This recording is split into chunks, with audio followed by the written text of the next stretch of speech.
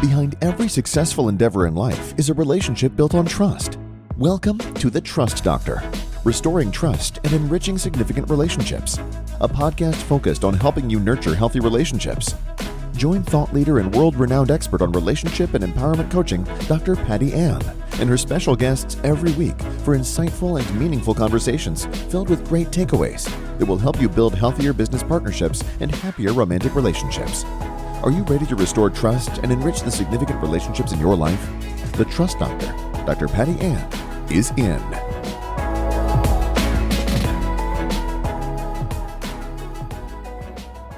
Welcome to today's podcast episode of The Trust Doctor, restoring trust and enriching significant relationships. And I have an incredible, amazing A-list guest person for you today. But before we go any further, make sure you like, comment, share, and subscribe to today's podcast. So let me give you a little teaser about our incredible guest. This is a woman who has been a professional athlete and then has gone on to become, I'm going to call her a professional moneymaker, although she might not see it that way. So I don't want to leave you hanging any longer. You're going to be able to find this guest all over the internet. So let me just tell you a little bit about Bernadette Girvin. I told you earlier, she was a professional athlete. She was actually a professional golfer. And Lord knows I need tips from this woman. She was on the LPGA Tour for 3 years, and she played she played amateur. She was a golfer at Ole Miss, which I really knew as a football school. So I'm glad to see we had the ladies hitting the little white ball on the tee there. And then after 3 years, Bernadette went out and started her own financial service firm. And of course, she was successful as an athlete. She will absolutely be successful as a professional. And then she decided, and we'll find out why later, then she decided to join ranks with her current partner now, Claudio Gamblin, and she is now the current CEO and financial advisor at Gamblin Financial. And let's give a warm welcome, put on your seatbelts, because Bernadette Girvin is about to take us for a ride.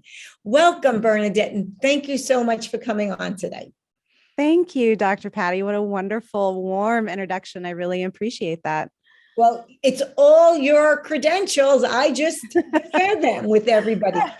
So tell us, this is all about trust and about relationships and about money and success and everything that you've accomplished. So share your wisdom with us. You can start at the beginning and bring us up to now, or you can reverse engineer and tell us how you ended up sitting on that beautiful couch, looking beautiful and rainy, and take us back. Okay. Well, I think I'll start from the beginning and kind of just tell you a little bit about my backstory and how I got to where I am today. So born and raised here in Florida. I was actually born in Gainesville, but moved to Orlando when we were 8. And so I consider myself an Orlandoan. Both the my parents, place on the planet, right? You live next door to the happiest. Yeah, we stay away from the happiest place on earth, let me say. It's a little too crowded for happiness, right? A little too close to home. Yeah. But our kids love it for sure. But so we moved to Orlando when I was 8 years old. I had 2 teachers as parents growing up. So my mother was a lifelong math teacher, high school math teacher. My dad, a lifelong. Was a math teacher for 20 years as well. Oh, really? High school math. Really? Yeah. Tough job. She was a great teacher. I'm sure your mom was as well. Yeah, she was. She taught me 3 out of my 4 years of high school math, insisted on it. I went to the same school that she taught at. So she went straight to the curriculum coordinator and said, Bernadette is going to be in my classes for math. You like that? No, I hated it. I Yeah, I would think absolutely so. hated it. Yeah. I begged my parents every single day of high school to let me go to the local public school. My mother taught at Trinity Prep, which is a local private preparatory school here in Orlando. Okay. Probably has one of the top reputations as a college prep school. And of course, later in life, I'm super thankful for the education that I had. But in the moment, my mom taught all of my friends in high school. She Oh, taught no. me. She was also she was a tough teacher. Oh, So math. Yeah. she was strict with dress code. She was strict with behavior. She was strict, very hard teacher in math. And so yeah, it was, I hated it. I hated going to school there. I wanted to go. All my neighborhood friends went to the local public school, and that's where I wanted to hang out. But I remember Bernadette growing up. I had one or two friends whose moms were teachers in the school, and I felt so badly for them. I'm like, yeah, oh my God, like there's no hiding. there is no hiding. No, but she knew about every party. So I wasn't allowed to go to the parties, which, in the moment, it's like, it's devastating. But Yeah. looking back on it now, I'm like, man, I probably was saved a lot of trouble and heartache and stuff like that. So, but yeah, so my mom was a high school math teacher. My dad was a lifelong college English professor. So you And got both sides of so the I grew brain up with math and going on. English. Yeah. So grew up with the left brain and the right brain as, Parents. parents. And it was challenging growing up. Teachers don't make a ton of money. And my mom worked, two jobs so that I could play golf and my sister could pursue ballet. My dad, as an English teacher during the summers, he would work at local golf courses so that I would get free playing privileges. I mean, they did whatever they had to do to make my sisters and my dreams come true as kids growing up. I don't look back. I just have one sister. She's 2 years younger than me. It's so interesting. Yeah. Another contrast, ballet and golf. Fascinating. Yeah. It's fascinating. I know. Well, it's when I look at our family dynamic, it's so interesting because my mom is she's the planner, she's the math brain, she's numbers oriented. My dad was the English teacher. He loves to draw and write and play piano. He's the artistic one. And my sister is a carbon copy of my father. And I am almost a carbon copy of my mother. And it's just really funny how that's all played out. Like I went down the financial path. In my marriage now, I'm the planner, I'm the doer, I'm the one coordinating everything. And my sister went on to pursue ballet, and she, was doing her ballet jobs and working at the pizza joint, and her husband works for the Lyric Opera in Chicago. It's so interesting how, the influence of your parents shapes your lives in so many different ways. And also, Bernadette, not to get you angry at me, but you did date yourself when you referenced a carbon copy, but go ahead. Yes, I am almost 41 years old, so I am not afraid to talk about my age anymore.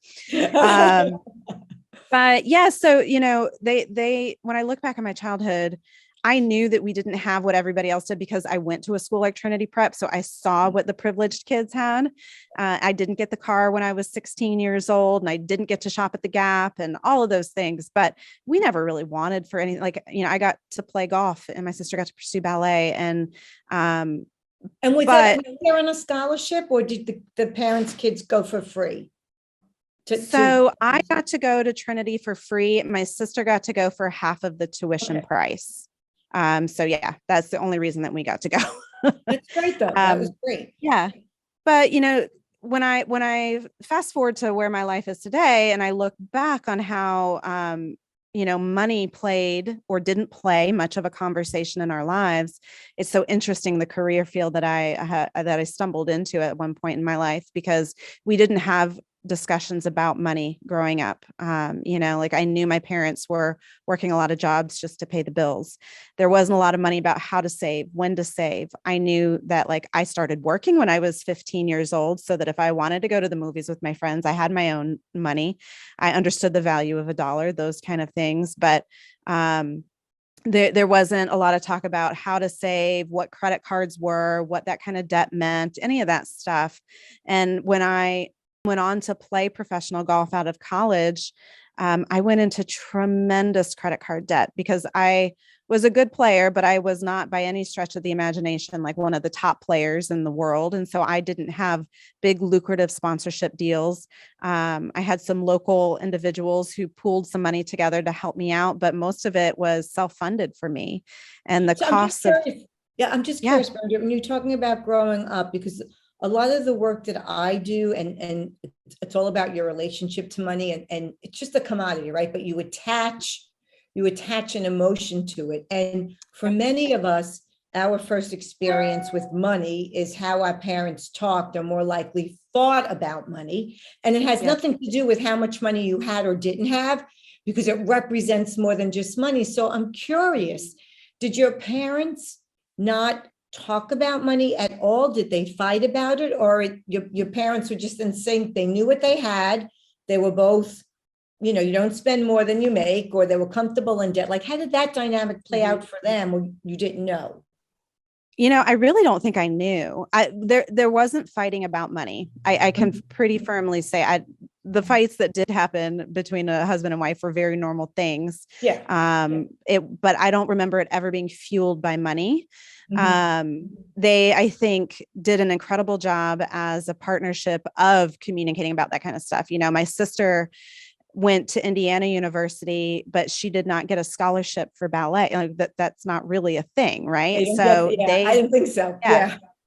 They financed her out of state tuition. And I think probably like 8 or 9 years ago, my mom finally finished paying it off. But they wanted to provide that for her. That was important to them. So, I think they did a good job of communicating about, okay, how is this bill getting paid? How are we, sending Bernadette to this golf tournament? How are we putting Elizabeth into this ballet program? They figured it out. But we didn't talk about that a whole lot. And I don't know if that was from a place of insecurity or shame on their part of we can't provide to our kids what some of these other parents can. I don't know. I think all the time, like I didn't have braces growing up because my parents couldn't afford it. And so I got braces as an adult when I was out on my own and making my own money. And I remember coming home as a young woman with braces on. I was dating my now husband. And my mom like cried in the kitchen with me. And she was like, I just feel so guilty that we could never do that for you as a child. And I was like, oh my gosh, it never even resonated. Like that was not something I ever even thought about. Yeah, of course, as an adult, I wish I'd had straight teeth and had braces as a kid, so I didn't have to deal with it. But wow, like I had no idea that she carried that with her through her life. Well, it's interesting. And as we get older, we realize our parents, especially as daughters, our mothers were women too. And she was teaching in a school where she was surrounded by wealth. She was aware of the fact that the kids were driving a nicer car than her, a 16-year-old kid.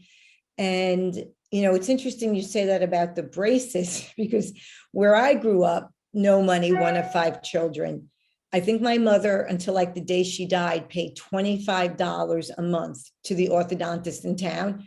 But every single person in my family and on my block, I'm from Brooklyn, had braces except me. And I felt like I missed out. Quite frankly, I don't know why I didn't have them, but it was so interesting. Like when you look at the sacrifices that our parents, are your parents still alive? They are. Mm-hmm. I would really be curious as to what they thought, what their conversations were like growing up. Because while my father was still alive, I remember my parents never fighting about money. And I asked my mother later on, and she said, well, what was there to fight about? We knew what resources were. I mean, so practical, which is how I am with money too. I'm so practical, with it. So it would be, you're saying that, and it's actually really, I've never thought about kind of interviewing them now about life then. I really should. It would be fascinating to dive a little deeper, because I think a lot of, the way that I think about money now is probably perceived, or I'm projecting what my emotions onto them or my thoughts and feelings about money of how they probably thought about it. So it would be interesting to go back and say, hey, tell me more about like, why were you so emotional about the braces thing with me? What were the conversations between you and dad like about money? I can remember some things like my dad is the one that taught me to play golf. He was a very good golfer himself. And, we had this old, gross white station wagon from the 80s forever. And it finally, I think some point in like eighth or ninth grade for me, that car finally died. Thank God it didn't have air conditioning or power steering by the time it was on its last wheel. And my mom really wanted a Saturn station wagon, but we couldn't really afford it. However, my mom reverse engineered, okay, if this is how much it's going to cost, here's what we could afford as a monthly payment. Here's how much we have to put down. And my dad went out to the golf skins games every week and played in them and like gambled money to earn enough money to make the down payment on that car. He was a ringer.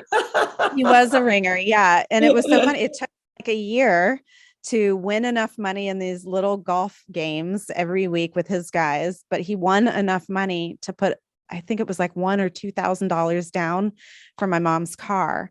It was that kind of stuff that I recall. I think that was really look, we're not advocating gambling, but having said that, I think that was a very healthy relationship that your parents had. My guess is that your parents could write the book on, a healthy relationship towards money, but I might just be picking up what I'm feeling from you. Right? Yeah. Well, look, I love my parents dearly. They did sacrifice a lot for us. And now that I'm a parent myself and I look back, it never even fazed me what they did for us. But now when I look back and think, man, all of the nights and weekends that they sacrificed, toting us around from golf tournament to ballet camp to whatever it was, like selfishly, I think, God, I can't believe I would have to maybe do that for my kids one day.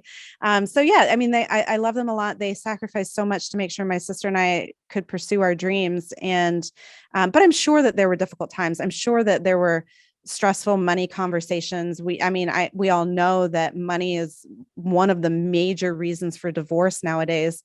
But I also always am like, I wonder if it's easier to have less or more, like more money, more problems, or when you know exactly what you have to work with, what your budget is, can life be a little bit easier? Because at least you know.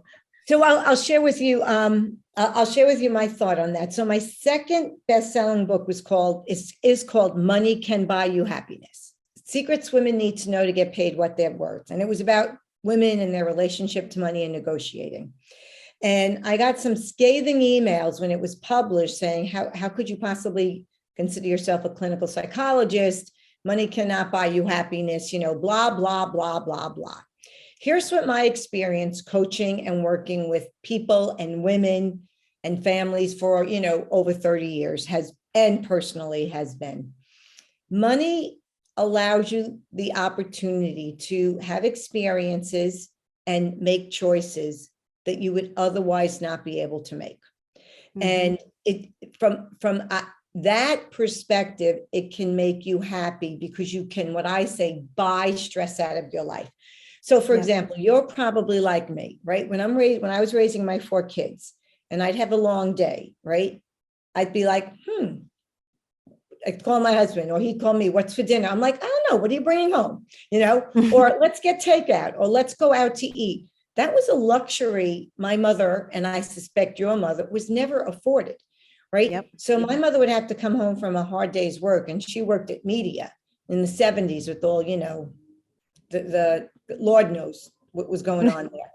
Commute an hour and a half each way, come home and have to make dinner, check on the kid. Like it was insane. I know money would have made my mother's life a lot happier from the perspective of less stress. Now, she was a happy person. She had a full life. I've worked with people that the stressors attached to money don't disappear when you have a lot of it. I work with the woman now that the husband makes an incredible amount of money that I'm coaching her with, but they argue over how much money they should give to their families to make their lives easier now. And trust me when I tell you, these people are generous. They bought off every sibling's mortgage. They buy their friends dinners. I mean, in a very generous, non-manipulative way. I've actually never seen anything like it in my 30 years of working with people. Then by the same token, I know people that have had a ton of money and it will never be enough. So, I think the research shows now, like we used to think for a while at a certain level, money is like means nothing. I think that's just nonsense. Yeah. I think No, money is your life. Yeah. We say, my business partner and I say all the time to the clients that we're working with, our wealthiest clients are not wealthy because of the amount of money they have, but because of the options their money gives them. And it's, money's not the most important thing in life, but it's right up there with breathing. It's like, it's not everything, but it's just like air or something. Yeah, it is. It's, it takes money to get things done in life every single day. So anyway, I don't forget where we were. I don't know how I went off on that topic, but. Well, talking about, how your parents sacrificed so much for you and your sister, and you're like, I don't know if I want to be doing that, running around with tournaments. Yeah, no, exactly. So I knew very early on that there was a strong dichotomy between what these kids had and what these kids had. I saw what my parents were doing in terms of working jobs all year long as teachers, my mom working at night, my dad working in the summers. And I thought, like, there's got to be a better way, and I knew that, I don't know what it was. It's really hard for me to put my finger on it, but I just knew that I wanted to achieve a different level of success in life so that I could generationally change wealth within my family. Because I wanted my children to grow up valuing the dollar and understanding what hard work is and how to get it. But I wanted to give them opportunities and experiences that I didn't get growing up. I wanted them to know that it was okay to make money, to make a lot of money, and you can do good with that money. And so that's a lot of what fuels me today. But what drove me a lot, like when I really found my passion with golf, and I was probably a sophomore or junior in college when I knew, like, this is what I wanted to do for the rest of my life, and poured every single minute of my day into getting better as a golfer. And it was, of course, because I wanted to be a good golfer. I wanted to break records. I wanted to do amazing things on the LPGA Tour, but I also wanted to experience financial success. Like, if I'm being very honest about it, I wanted to be able to create a life that was different than what I had. I didn't want to have a car that didn't have power steering. I wanted to be able to have a new car that I didn't have to worry about breaking down on the side of the road, that I didn't need to know how to change the oil in the car because it was leaking all the time. Like, those were things that I wanted to be able to leave in the past. And golf didn't end up working out, but I found my passion doing what I do now. And it has brought amazing blessings into our life. And I couldn't be more thankful for it. So tell me, so you left, so you did golf for 3 years, and people don't realize it, but it is grueling to be a professional athlete on the road. One hotel room looks just like the next. So did something happen where you said, okay, time to hang up the club, so to speak? Did something happen? Yeah, absolutely. So I spent a year on what it used to be the Futures Tour, is now the Symetra Tour. It's like the developmental tour for the LPGA, and then 3 years on the LPGA. My last year on the LPGA Tour, I had conditional status. So I was going back to Q school. I was having to do a lot of Monday qualifying. It was a very difficult life. I was playing 10 to 12 weeks in a row. I was away from home. I didn't have, my friends were my friends that I traveled with on tour. I didn't have a boyfriend. Like, it was just like, life felt like it was kind of flying by me. And I was struggling with money. I was in tremendous amounts of debt. I was struggling with back injuries. I had a really bad back. And I didn't realize I had like structural spinal issues until I was playing that much golf. But it got to a point where all of these things slowly started piling up on top of each other. And I thought, I love golf, but I also want to have a family. And back then, I say back then, 2000 and, 5, 6, the LPGA didn't have the childcare situation that they have today and the maternity leave policies that they have for women today. So a lot of women made the decision, we either keep going and probably forego family life, or we quit and start a family and have a normal life. And it's not that long ago that you're referencing, right? It's really, it's pretty amazing. Yeah. 2005, 2006. I'm just curious, before you go on about the family, when you're talking about the friendships, right? Because you want to talk about happiness and relationships. It's friendships. It's a big part of it. So were those real friendships? Were they superficial friendships? Like, what was that about for you? For me, I have always been the kind of individual that had a handful of very close, deep relationships. Mhm. I never was the person that had a million friends. Like I had 2 bridesmaids in my wedding, like I just didn't have, I never was, I'm not an extrovert. I am not an overly social individual, but I like to go deep with people. So the friends that I did have out there, there was a couple of girls that I traveled with every single week. We'd share hotel rooms, split rental car fees. Some of this one girl, Libby, she and I drove all across the country together. So I had a couple of really, really good, close relationships that I'm still in touch with today. But it's, it's a tour full of women. And so just like any other place in life, you get a whole bunch of women together and cliques will form. And, there is superficiality surrounding some of the stuff, but by and large, I would say, it's very much a community out there. Everybody is in it together. Everyone is facing a lot of the same struggles together, missing families. For those that were married, missing husbands and children, missing friends back home. We talked a lot about how hard it is to keep friendships, how hard it was to have boyfriends. So there was a lot of interconnectedness that happened as well. But for me personally, I had a handful of like really close, deep relationships out there. So that's great. That's encouraging to hear. Yeah. And it's so important because those people get you through the difficult times. And it can be a very lonely lifestyle. Your friends, you're still dealing with your own struggles on the golf course or between your ears, your own personal relationships back home. And it's hard. Friends are great, but they're not family. So it can be very lonely and difficult. Right. So what was the last tournament that you played in where you're like, game over? Was the decision made for you? How did that work? I don't remember the exact tournament, but it was sometime in 2007. It may have been when I went back to qualifying school for the LPGA Tour for the last time. And I think I had walked away once again with conditional status. I was at the time living in Naples and I was working at a golf course part-time.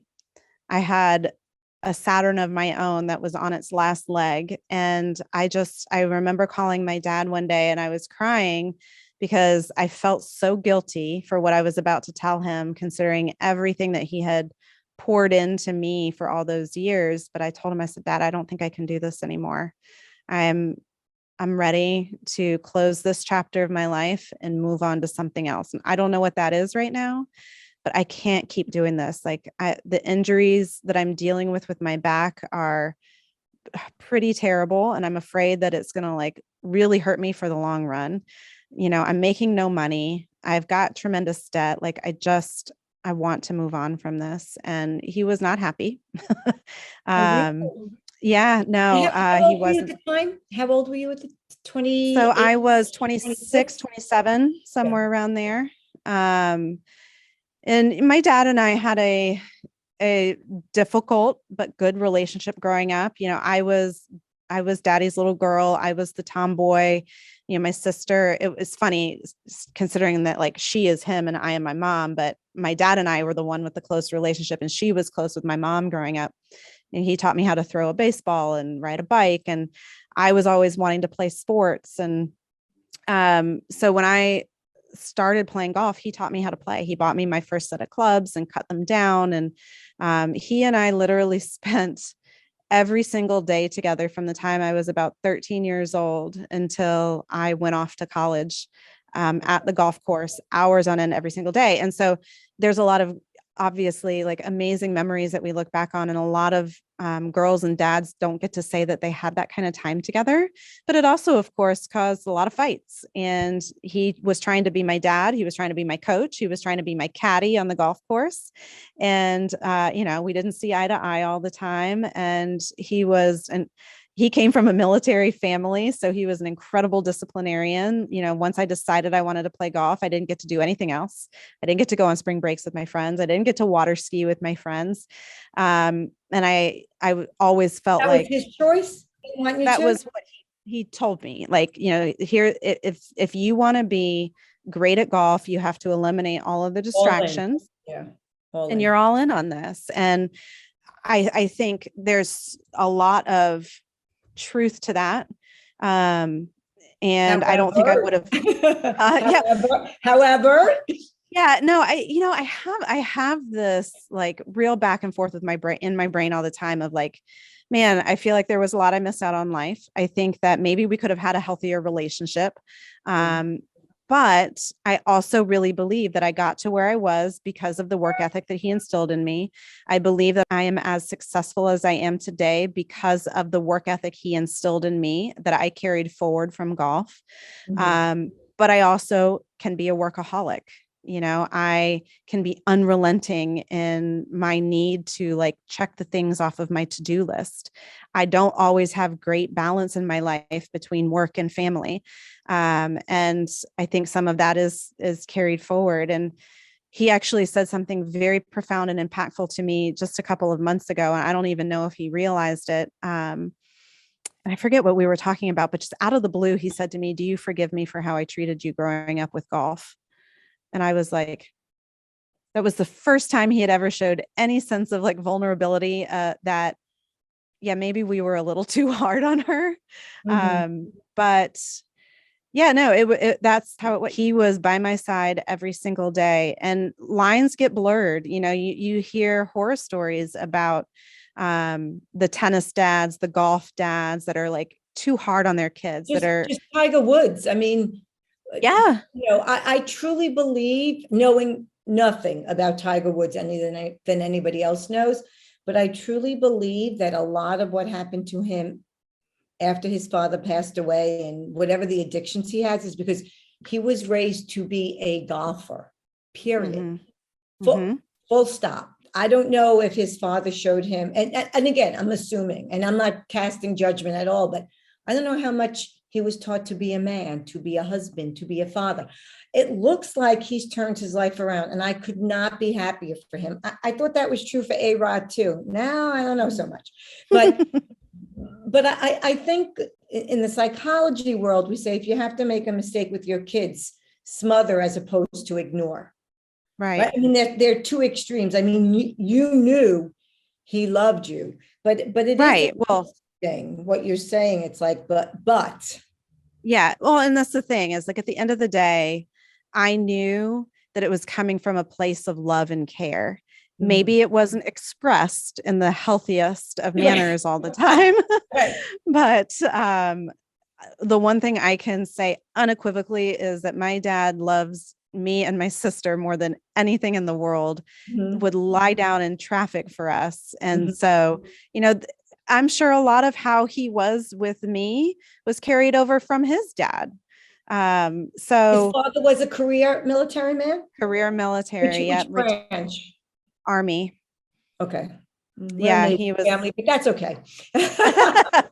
Yeah, my whole dad's side of my great grandfather, whose house my parents still live in, was full colonel in the Army. Got invited to Eisenhower's inauguration.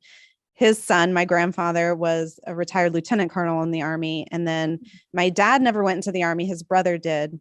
But yeah, so very military. Were they West Point grads? You would have known. If they were, you wouldn't have to think about it. No, my grandfather went to UC Santa Barbara. Okay. Oh, beautiful. Yeah. All right. So I was going to ask you though, and you just mentioned it. I was going to ask you, what are some of the similar qualities that made you successful as an athlete Mhm. to a successful businesswoman. So, we talked a lot about golf and about money, but let's talk about your financial acumen and you rocking it in the financial world where there are not a lot of women, right? Yes, that is very true. So yeah, it's really interesting because in the golf world, when I grew up, I was surrounded by men my whole life. And then once I entered the financial sector, it was very heavily male dominated. And so I think, I learned from a young age how to just be around dudes, how to deal with them and their talk and their banter and, Their insecurities. yeah, exactly. Sometimes I think back about, wow, Dad, you really let me hang around those guys? Okay. But it was a different world then. It was a different world. It really was.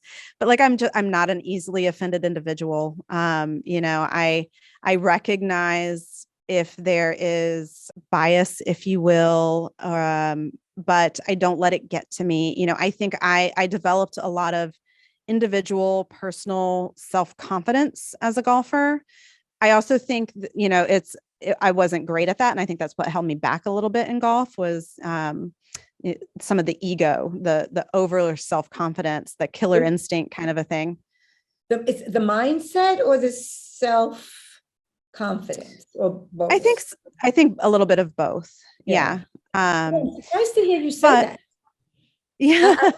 Because I feel you as so confident, but it's people say that all the time. And so maybe, again, it's like, maybe I do need to like really believe in myself more than I probably do.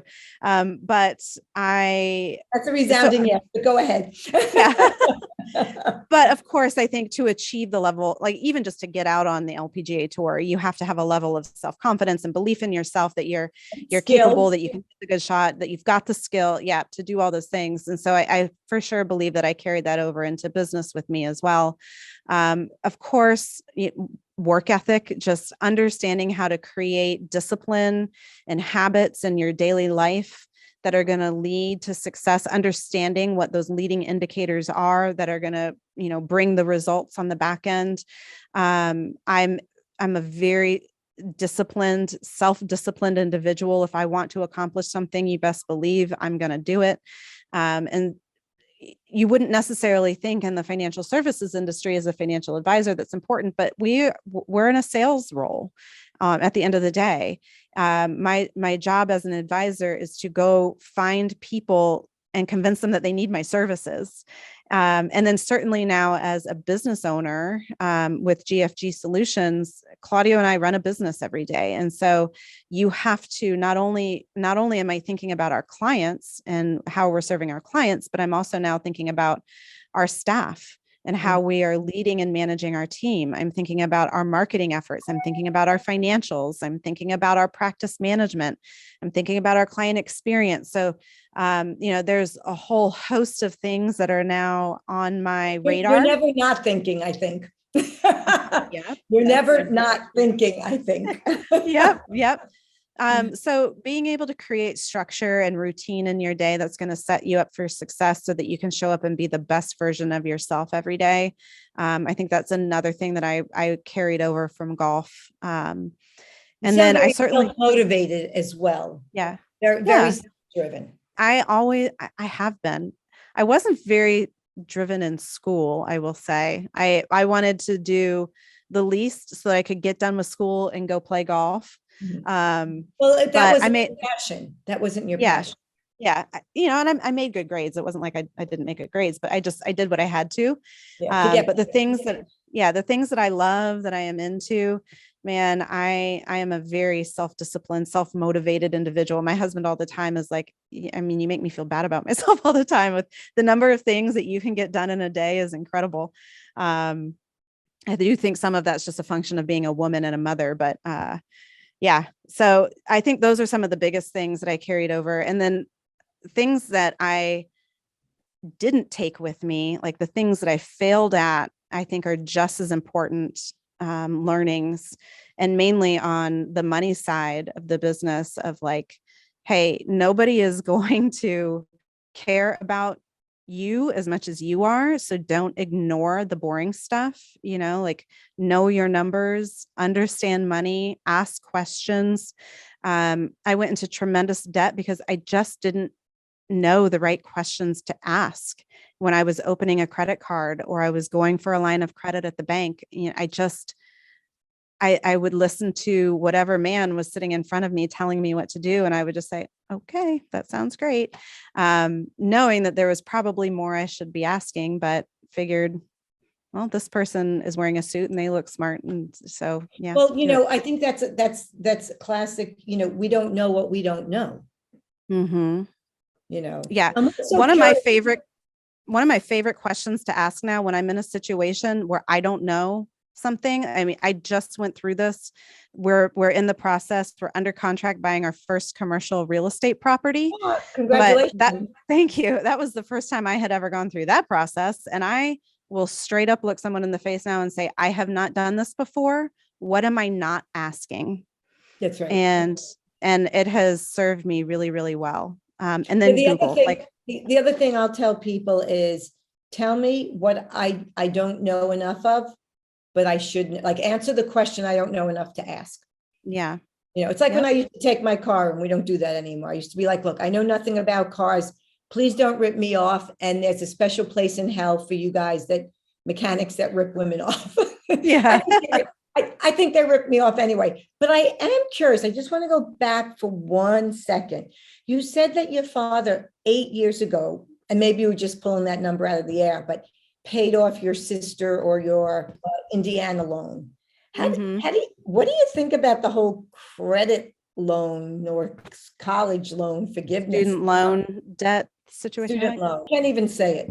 Without getting political. Right. So I was fortunate to go to school on a full ride scholarship. So I never even had to deal with student loan debt. My sister my sister didn't either because my parents handled it for her. But in our industry, they project student or tuition costs to be inflating somewhere around 5 to 8% a year. And I think Lord knows why, but go ahead. Right. No. And I think to myself all the time, my oldest daughter is 5 years old. By the time she gets to college, can we even afford that? Is that sustainable? And is college the answer for everything? Grew up with all other conversations, right? Right. Yeah. I grew up with teachers as parents. So that was the path in life is you go to school, you get your education, and that's first and foremost. And then you pursue everything else. For me personally, I think you need your education. I'm not so sure if college and education are the same these days. But right. Well, exactly. I mean, I think all the time for my daughter, if she's got a passion that she wants to pursue, that does not include a college degree, but she's got a real plan on how to make that happen, I'm totally for her pursuing that. I don't think college is the only path unless you have to go something super specialized, like being a doctor. I agree. Yeah. Right. And I know we would have said that years ago, but I believe in the certification program. There's so much noise in college, and they own the land. They haven't. I do get it, but it's amazing to me. I think it's the only industry where you just keep raising prices and people just keep going. Mm-hmm. Yeah, but it's and I don't know who they are, but they are making it so difficult for young adults to go to school, graduate, and be financially stable out of college with the price and the cost of tuition, room and board, books, laptop, everything that goes into it. That it's worrisome for me what a lot of young people, what kind of debt that they're walking out of school with, making $50,000 a year, let's say. You walk out with hundreds of thousands of dollars of debt. It's going to take you most of your life to pay that off. And again, we kind of touched on this before we got started, but it's that head and heart decision. A lot of times when you're looking at financial decisions is, it might cost me a little bit more, but is it driving some level of value or happiness in my life or purpose that I need to pursue? If that's the case, then probably it's worth the investment. If it's a pure dollars and cents decision for you, then maybe it's not what you need to go do. I don't know. It's a very philosophical conversation to have around, education and the cost and the amount of student loan debt that's out there, but it's heavy. So it's interesting. I get the sense that as a person, a woman, a daughter, I think there's a part of you that feels like, the student debt, you take it out, you pay it. But as a financial advisor with, a crystal ball, if you will, into the future, you see the burden that debt places on the individual and then by association, this, society. I guess I wonder about, the people that, like your dad, right, that paid off his kids' loans, that sacrificed everything. And then there's other people. I know I made choices. It was a very easy college choice for me. I can remember laying all the acceptances out on my mother's kitchen table, adding up the all-in number, which did not include spring break or Starbucks. And whoever gave me the most money won, and hence began my illustrious career at NYU. I mean, right. And it's just, if you're going to be a teacher or a nurse, I don't know if it matters where you go to school, Right. At the end of the day, it really, I don't know, I could be way off base here. There probably are people out there that care where you go to school, but I am also very much of the mindset that life experience and work ethic will outpace any education there is. I would rather hire somebody that doesn't know anything about the job that I'm hiring for, but they are an incredibly hard worker and they're aligned with our values. That person I can teach to be successful. I don't care how fancy your degree is. If you're not aligned with our values and you don't have a work ethic, it's going to be really hard for you to be a good culture add within our organization. I think that's probably across the board with any industry. So, and then, and I think about like my sister's education and the student loans that she graduated with. And, my parents paid it off, but she went on to do professional ballet and she pursued her career, and I can't remember what her major was. I think she majored in ballet with a minor or a second emphasis in like nutrition, something like that. But did she, other than the fact that Indiana University had the best ballet school program in the country, did she need that college education? I don't know. Right. And Florida, it's much less, it would have been much less expensive for your parents to send her, right? But you don't want to curtail your kids' dreams. Exactly. Right. And this goes back to that head and heart decision. Like it's easy to say dollars and cents wise, that was probably a giant waste of their money. She went to Indiana, she did her thing, she graduated and never used her degree again.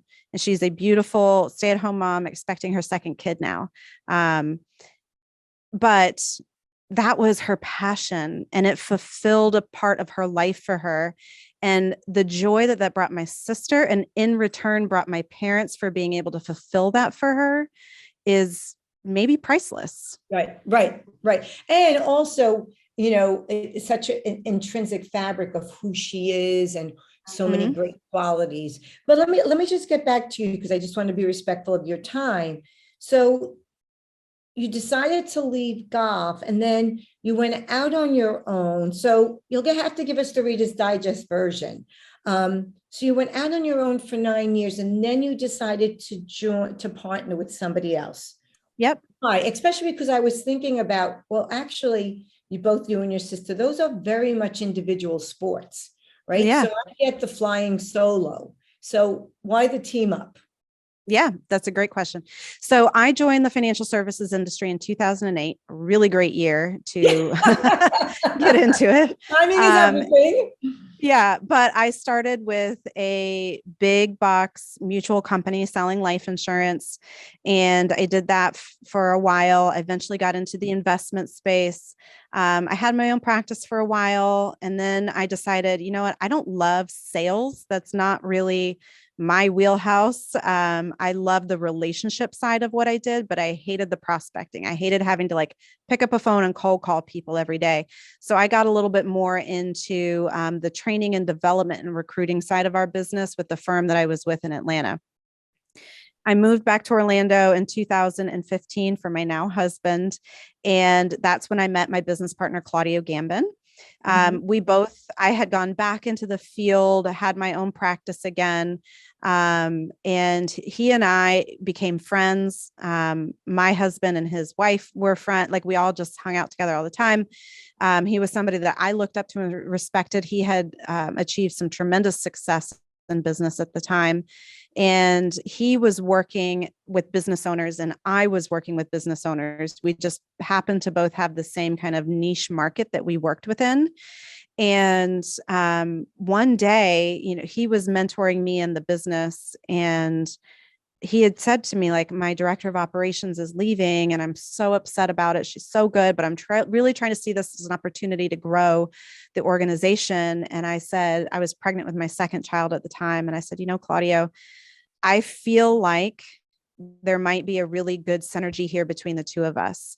You are great at sales. I'm great at the operations side of the business. And I think that we should maybe partner together. And he denied me at first. And he said, I don't want to like mix business and pleasure. Like I love our friendship. I don't want to ruin that. And, you're a good advisor. I don't want to cut you off at the knees, all this sort of stuff. And anyway, after talking it out some more, we realized that we would be a really good fit for each other. He is very much the visionary, super entrepreneurial spirit, comes to me every other day with a new idea. And I'm very much the integrator. I love taking the idea and implementing it. We bounce ideas off of each other all the time and figure out what's the right thing for us. And then I take that and I go back to my team and I help implement that in the organization. So in 2017, 18-ish, we formally partnered together. We were still at our former firm and really started envisioning what Gamblin Financial Group was going to look like. And we started realizing that the work that we were doing with our business owner clients, we were struggling to do within the construct of the firm that we were at, because they were very life insurance based. And we were doing a lot of other planning, consulting work for clients, but we couldn't get compensated for any of that work unless they bought a product for us. And so we felt this inherent conflict of interest and bias in some of the recommendations we were making. And in 2019, we decided to leave and launch our own firm at that time. And the last 2.5 years have been amazing and difficult. But I'm truly so very thankful for the partnership that I have with him. And you're right. It's odd for somebody like golf resonated so deeply with me because I'm an introvert and I like to be alone. I draw my energy from quiet time. And I could go to the golf course for hours on end, put my AirPods in and be alone and just practice by myself. And it was me and myself that I relied on for my success. And now I have to rely on somebody else and we have to communicate. And now we have this big team of people. And so it's pushed me outside of my comfort zone, beyond my normal limits and capacities. But I've grown in so many amazing ways over the last 2.5 years that I would never have even imagined. And I think that I'm in a position now that I am more fulfilled than I've ever been. And it's been a dream come true for us. It was a big, scary leap of faith that we took, leaving this world that we were at for about, 7, 8, 9 years, something like that, to start our own venture in a brand new space 3 months before the pandemic really went into full swing. But you always like to time things that way. 2008, the pandemic. Yeah. I keep saying I have great timing. But yeah. Oh my gosh. Now you mentioned you have 2 children. You have a 5-year-old daughter, and how old is the other daughter? My son is about to turn 3. Yes. Yeah. Yeah. He's a cutie. He's got long hair, so he gets called a girl all the time, but, well, it's long. You like the long hair, or your husband likes the long hair? I do like the long hair. Yeah. I don't think your dad likes the long hair. At first he didn't, but I think it's grown on him. No pun intended. Just like my tattoos, they hated them at first, but I think they've grown on them now. he knows I've got he was a child of the 60s and raised me on a lot of that great rock and roll music. And so I blame him for all of my love of rock and roll. But no, my little boy's got beautiful long hair that I'm struggling to cut, because we were going to send them to the Catholic school of the church that we go to. And they said, well, he can't enroll here unless you cut his hair. And I was like, no, we're going to wait a little bit longer. What if they let him put it in a ponytail? Put it back? No, it has to be cut above the ears.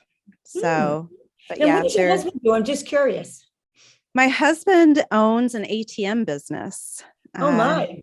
Yeah, he's been doing that for about 11 years. It sounds lucrative.